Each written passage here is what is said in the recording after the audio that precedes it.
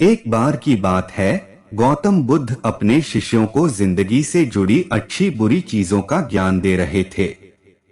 सभी शिष्य उनकी बातों को बहुत ध्यान से सुन रहे थे। उन सभी में एक शिष्य ऐसा था जिसे प्रश्न पूछने की बहुत आदत थी।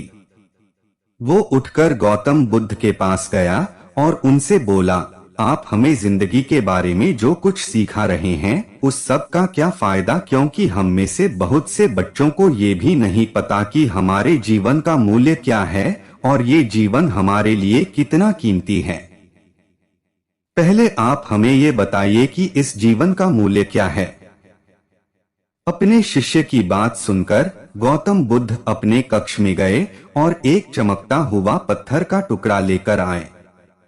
वो टुकड़ा उन्होंने अपने शिष्य को दिया और बोले, मैं तुम्हें इस जीवन का मूल्य तब बताऊंगा जब तुम इस पत्थर का सही मूल्य पता लगाकर आओगे।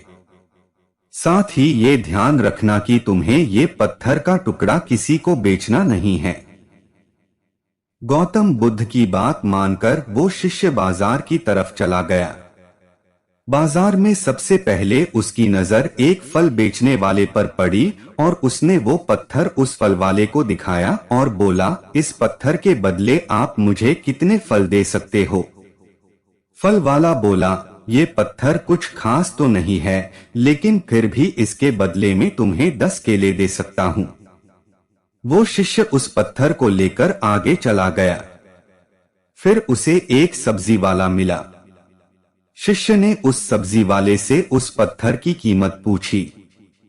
सब्जी वाले ने उस पत्थर को ध्यान से देखा और बोला, इस पत्थर की कीमत के बदले में तुम्हें ज्यादा से ज्यादा एक बोरी भरकर सब्जियां दे सकता हूँ। इसके बाद वो शिष्य उस पत्थर को लेकर एक सोने के व्यापारी के पास गया। उस पत्थर की टुकड़े की चमक देखते ही उस सुनार ने उसकी कीमत 100 सोने के सिक्के लगाई। शिष्य ने वो टुकड़ा बेचने से मना किया तो वो सुनार उसके बदले 200 सोने के सिक्के देने को भी राजी हो गया। लेकिन शिष्य ने वो पत्थर नहीं बेचा। इसके बाद वो शिष्य एक हीरों के व्यापारी के पास गया और उनके सामने उसने वो पत्थर के टुकड़े को रख दिया।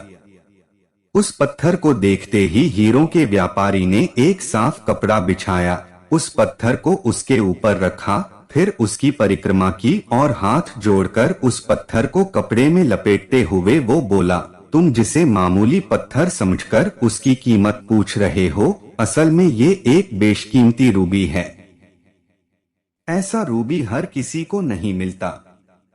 मैं अगर अपना सब कुछ बेच भी दूं तो भी इसकी कीमत नहीं चुका सकता। उस व्यापारी की बातें सुनकर वो शिष्य हैरान हो गया। वो दौड़ा दौड़ा सीधा बुद्ध के पास आया और उन्हें उसने जो कुछ भी बाजार में हुआ वो सब बताया। उसकी अचरज भरी बातें सुनकर गौतम बुद्ध बोले, तुम्हारे सवाल का जवाब इस रूबी की कीमत में ही छिपा है।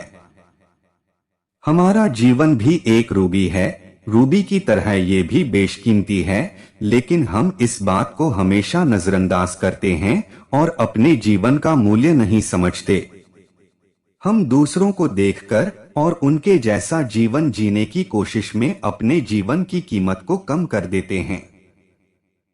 हम ये सोचते हैं कि हमारी जिंदगी की कीमत वही है जो दूसरे हमें बताते हैं, लेकिन ये बात हमेशा ध्यान रखना कि सामने वाला अपनी हैसियत, बुद्धि और अपनी समझ के हिसाब से तुम्हारी कीमत लगाता है।